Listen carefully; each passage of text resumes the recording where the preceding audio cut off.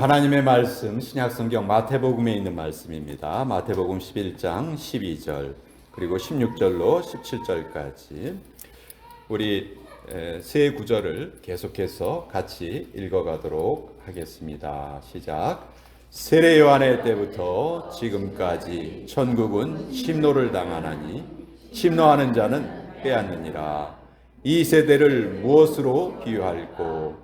비유컨대 아이들이 장터에 앉아 제 동물을 불러 이르되 우리가 너희를 향하여 피리를 불어도 너희가 춤추지 않고 우리가 애곡하여도 너희가 가슴을 치지 아니하였다 함과 같도다. 하나님의 말씀입니다. 아멘. 자, 이 시간 잠깐 기도하겠습니다. 아버지, 진지한 마음으로 주의 말씀을 대하고자 합니다. 부족한 자가 말씀을 증거할 때 주님이 꼭 원하시는 말씀만이 선포되게 하여 주시고 우리에게 듣는 귀를 열어주시기를 원합니다. 아버지, 이 시간 우리를 영적으로 울타리 안에 거하게 하여 주시고 하나님께서 친히 우리의 마음을 지켜 주시옵소서. 예수님의 이름으로 기도합니다. 아멘. 자, 복음서를 보면 예수님께서는 하나님의 나라, 천국을 설명하실 때 참 다양하게 설명을 하셨어요. 여러 가지 비유를 말씀을 해주셨죠. 자, 그런데 오늘 예수님께서 말씀하신 천국에는 이 천국과는 잘 어울리지 않는 것 같은 단어가 하나 등장을 합니다. 침노한다는 말인데요. 천국은 침노를 당하기 때문에 침노하는 자가 천국을 빼앗는다, 이렇게 말씀하시거든요. 침노라는 말은 타인의 영역을 불법으로 이렇게 쳐들어가는 것을 보통 침노라고 말하잖아요. 다른 번역본에 보면 폭행을 쓰는 사람, 아니 현대인의 성경에서는 침략하는 사람, 또 영어 성경에서는 violent people, 이렇게 다양하게 번역을 했어요. 다 폭력과 관련이 돼 있죠. 자, 이 말씀은 무엇인가? 이 말씀의 핵심은 이겁니다. 세례 요한이 이제 메시아가 오실 것이다, 최후의 선언을 하셨죠.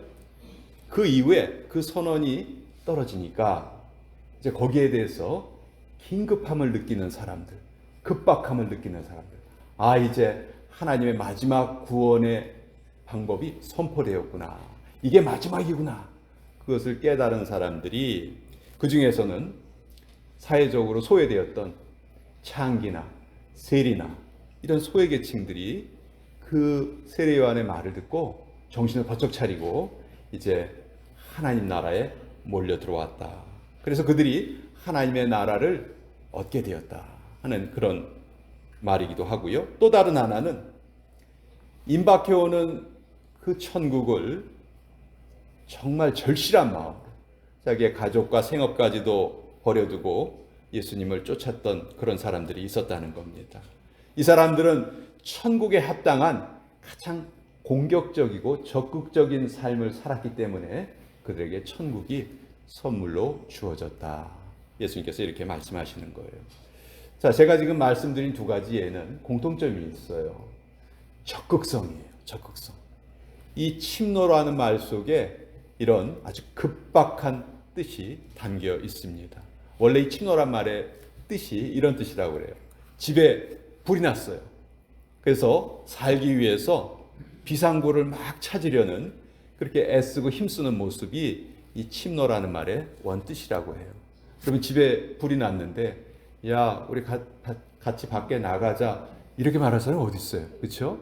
그냥 순간적으로 빨리 몸을 피해서 나오려고 하겠죠.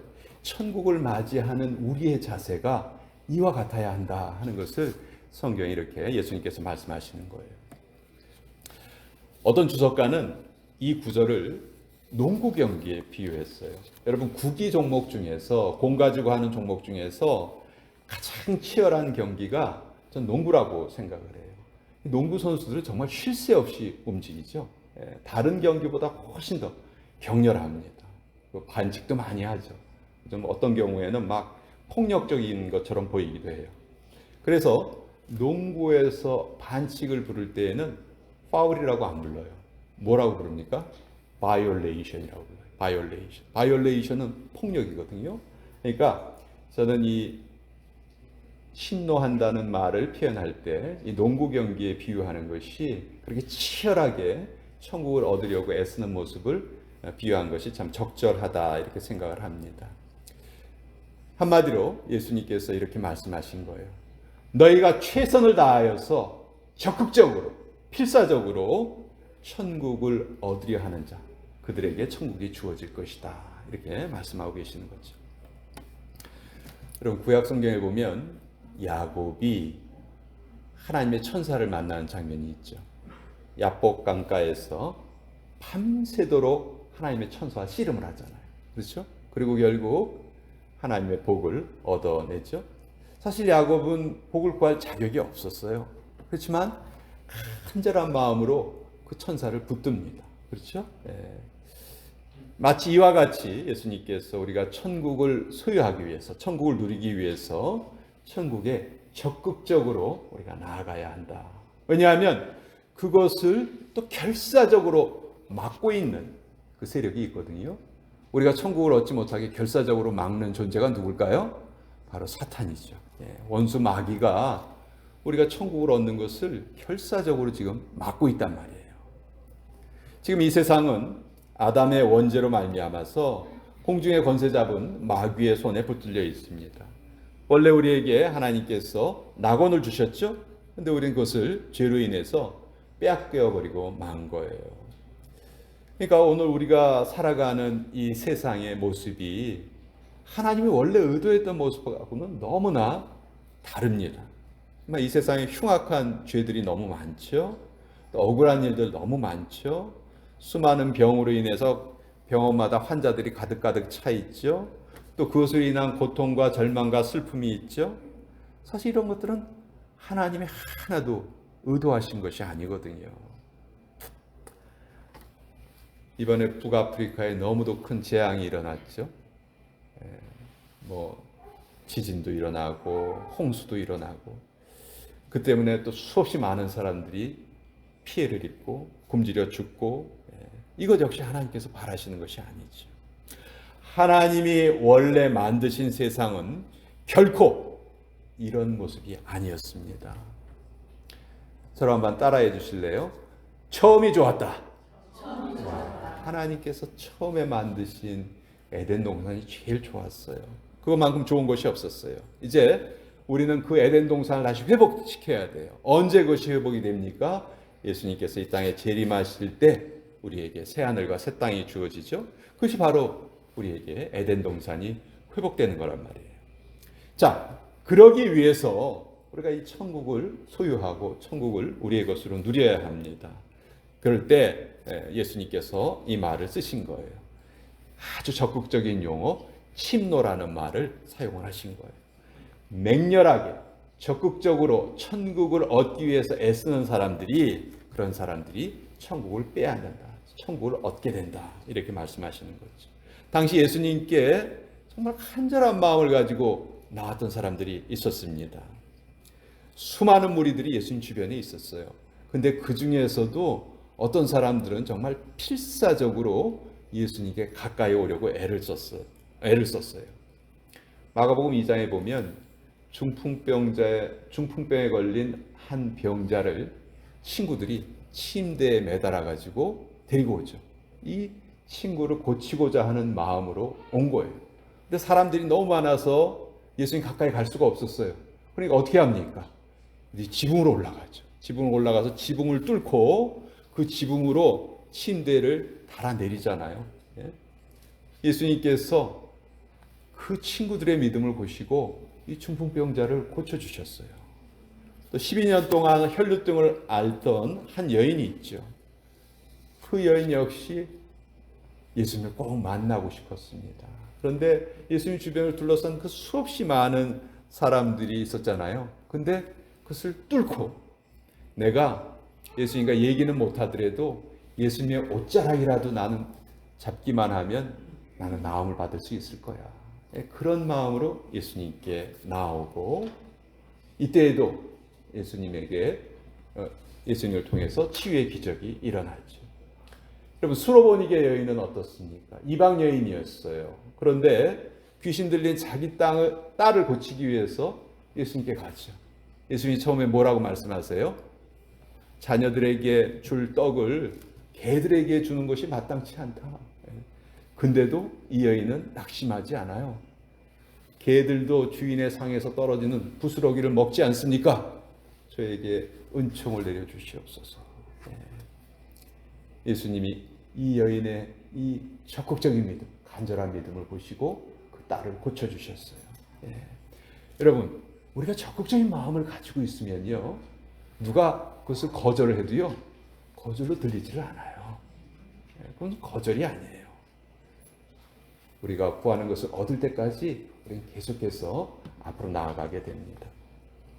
자, 제가 지금 예를 든 여러 사람들 공통점은 그들은 아주 절박한 마음으로 예수님께 나왔고 또 그 믿음대로 예수님의 구원을 얻었다는 거예요. 이들은 간절한 마음으로 천국을 침노한 사람들이었고 천국을 얻었던 사람들이죠. 그런데 보던 사람들이 다 이랬으면 얼마나 좋았을까요? 예수님이 오셨을 때 온 세계 사람들이 예수님 앞에 나와서 이렇게 적극적인 마음으로 구원을 얻었다면 얼마나 좋았을까. 근데 대부분의 사람들은 또 정반대였어요. 예수님께 너무너무 냉담했어요. 16절과 17절에 예수님이 이렇게 탄식을 하세요. 피리를 불어도 춤추지 않고 곡을 하여도 슬퍼하지 않는다. 이건 당시 유대의 아이들이 장터에서 하던 놀이였다고 해요. 그 아이들이 이제 결혼식 놀이, 또 장례식 놀이를 하는데 아이들이 모여서 야, 넌 신랑해, 야, 넌 신부해, 뭐 이렇게 하면서 노는 거예요. 또 장례식 놀이할 때는 야, 너 피리 부는 사람해, 너는 얘가 피리 불면은 엉엉 울어, 뭐 이렇게 정해놓고선 그런 놀이를 하는 거죠. 그래서 뭐 죽은 메뚜기를 잡아다가 갖다가 그걸 갖다 놓고 뭐 피리에 맞춰서 이렇게 뭐 장송곡도 부르고 또 가짜로 막 이렇게 가슴을 치면서 막 이렇게 우는 신용을 하고 했다고 해요. 근데 이제 애들이 놀이하다가 지치면 어떻게 해요? 이 놀이가 하기 싫은 거예요. 그러니까 뭐 너 이거 뭐 해 해도 하질 않는 것이죠. 그러니까 피리를 불어도 춤추지 않고 애곡하여도 가슴을 치지 않았다고 해요. 그러니까 예수님은 아이들의 이런 모습을 가지고 그 당시 예수님의 복음에 반응하지 않았던 그런 유대인들을 지금 비유하고 계신 거죠. 인생에 있어서 가장 중요한 예식이 결혼식과 장례식이잖아요. 근데 예수님은 하나님 나라의 임함을 이 두 가지 예식에 비유하신 거예요. 여기는 아주 깊은 뜻이 있습니다. 자, 우리가 하나님의 나라 통치로 들어가는 것은요, 마치 결혼식과 같은 거예요. 그럼 결혼식이 어떤 날이에요? 일생에서 가장 기쁜 날이잖아요. 그러니까 우리가 하나님 나라에 들어가는 것이, 하나님 나라의 백성이 된다는 것이 그만큼 기쁘다는 것을 말씀하시는 것이고, 또 하나님의 통치로 들어간다는 것은 사실 기쁘긴 하지만 한편으로는 우리의 자아가 죽는 거예요. 그렇죠? 나는 이제 하나님의 통치에 복종하겠습니다. 그 뜻이거든요. 내 뜻대로 살지 않겠습니다. 그러니까 내가 죽는 거죠. 그러니까 이걸 또 장례식에 이렇게 비유를 한 것이죠. 여러분, 우리가 복음의 진리를 명확하게 우리는 좀 알아야 합니다. 우리말 속담에 그런 말이 있어요. 죽을 때까지 같이 살아도 시어머니 성도 모른다. 뭐 그런 말이 있어요. 평생을 같이 살았는데 그분 성이 뭐지? 모른다는 거예요. 그러니까 기본적으로 우리가 알아야 할 것을 모르고 살았다는 얘기죠. 자, 우리도요, 신앙생활 우리 하잖아요. 근데 자꾸 천국을 멀리 있는 것으로 생각을 해요. 우리 죽으면 가는 곳, 뭐 그런 식으로밖에 생각을 안 해요. 그렇지 않습니다. 이미 예수님께서는 십자가를 통해서 천국을 우리에게 다 회복시켜 주셨어요. 이제 합법적으로 천국이 우리의 것이에요. 근데 빼앗긴 마귀가 계속 우리에게 거짓말을 하는 거예요. 아니야, 그렇지 않아. 난 안 뺏겼어. 이렇게 거짓말을 계속 하고 있는 것이죠. 우리가 자꾸 여기에 속는 거예요. 우린 속아서는 안 됩니다. 이미 예수님께서 다 이겨놓으신 전쟁이고 이제 우리는 그 승리를 기뻐하면서 즐기면 되는 거예요. 근데 이렇게 하기 위해서 우리에게 적극적인 모습이 필요하다는 거예요. 주시려면 주시고 말려면 마시고 이게 아니라는 거죠. 하나님이 주신 것을 얻기 위해서 우리에게 적극성이 있어야 된다는 거예요. 그래서 예수님이 우리에게 기도하라 명령하시죠. 항상 기도하고 낙심하지 말아라. 우리가 흔히 하는 오해 중에 하나가 기도를 하나님과 싸우는 것으로 생각하는 경우가 많아요. 하나님은 안 주시려고 하고 우리는 어떻게 하든지 하나님을 항복시켜서 하나님께 우리가 필요한 것을 얻는 것을 기도로 생각하기가 쉽습니다. 그렇게 생각하는 사람들 많아요. 다 미신 믿는 사람들은 다 그런 식으로 기도를 하거든요. 우리에게 그런 습성이 남아 있다는 거예요. 성경은 우리에게 뭐라고 말씀하십니까? 하나님은 구하기 전에 이미 우리에게 무엇이 필요한지 다 알고 계신다 말씀하시죠. 그러니까 기도라는 것은 하나님이 우리에게 베푸시고자 하는 것에 그 초대에 우리가 응답하는 거예요. 그 우리에게 베푸시고자 하는 하나님의 그 은혜를 거기에 기쁨으로 응답하는 것이 기도라는 것이죠. 그리고 우리의 이 천국을 향한 싸움은요, 방향을 잘 잡아야 돼요. 어디가 원수의 꼴문인지를 알아야 돼요. 여러분, 운동 경기하면서 제일 바보 같은 사람이 누구예요? 자살골 넣는 사람. 그렇죠? 자기 골대에 골 넣는 사람이 제일 어리석은 사람이에요. 그렇죠? 우리가 천국을 향해 영적인 싸움을 할 때에도 이게 제일 중요해요. 우리가 지금 누구하고 싸우는 것인가? 여러분, 우리의 싸움은 마귀하고 싸우는 거예요. 사람이랑 싸우는 것이 아닙니다. 에베소서 6장 12절에 보면 우리의 씨름은 혈과 육에 대한 것이 아니요 정사와 권세와 이 어둠의 세상 주관자들과 하늘에 있는 악의 영들에게 대함이라. 그러니까 우리가 이 싸움의 대상을 잘못 잡는 경우가 너무 많은데 그것이 참 어리석은 말이란 말이에요. 목사님, 제가 먼저 건드리지 않았다면 제가 왜 그랬겠어요? 우리 대부분 이렇게 말하죠. 근데 건드린다고 그때마다 다 반응을 하면요, 나는 강아지지 사람이 아니에요. 강아지는 찰 때마다 깽깽거립니다. 그렇죠? 나도 누가 찰 때마다 깽깽거리면 난 강아지와 똑같아지는 거예요. 그러니까 앞으로 누가 건드리셔도 난 강아지가 아니야 하고 여러분 그냥 넘어가시면 돼요. 여러분이 반응을 안 보이시면 자연히 그런 자극이 없어지게 됩니다. 내가 누구와 지금 사이가 안 좋다. 그럼 무슨 뜻이에요? 내가 지금 영적인 싸움의 방향을 잘못 잡았구나. 나는 사람이랑 싸울 존재가 아니고 마귀와 싸워야 될 존재인데 내가 엉뚱하게 지금 사람을 미워하고 있구나. 우리가 그것을 잘 깨달아야 됩니다. 하나님의 나라를 구하려는 우리에게 열심이 있어야 되고요. 그 열심을 막는 어느 것도 우리 앞에 있어서는 안 됩니다. 여러분, 우리 잘 생각해 봅시다. 우리 지금 어떤 모습으로 살아가고 있습니까? 우리는 지금 무엇을 심노하고 있습니까? 우리는 오직 천국만을 바라보면서 살아야 되겠죠? 우리 이런 자세로 예배드리시기를 축원드립니다. 이런 자세로 기도합시다. 심노하는 자가 천국을 얻을 것이다. 예수님께서 약속하셨습니다. 새벽을 깨우고 기도하는 자가 은혜를 얻어요. 우리 모두가 다 우리의 입을 크게 열고 우리의 지경을 넓히면서 그래서 천국을 다 함께 누리는 그런 우리 모두가 되기를 주님의 이름으로 다시 한번 축원드립니다. 기도하겠습니다. 아버지 하나님, 우리의 삶의 자세를 다시 한번 바라봅니다. 차지도 않고 덥지도 않고 미지근하게 신앙생활했던 우리에게 다시 한번 적극적인 마음, 성령의 뜨거운 불길을 내려주셔서 더욱더 힘있게 하나님 나라를 향하여서 가고 그 하나님의 나라를 확장시켜가는 저희들 모두가 되게 하여 주시옵소서.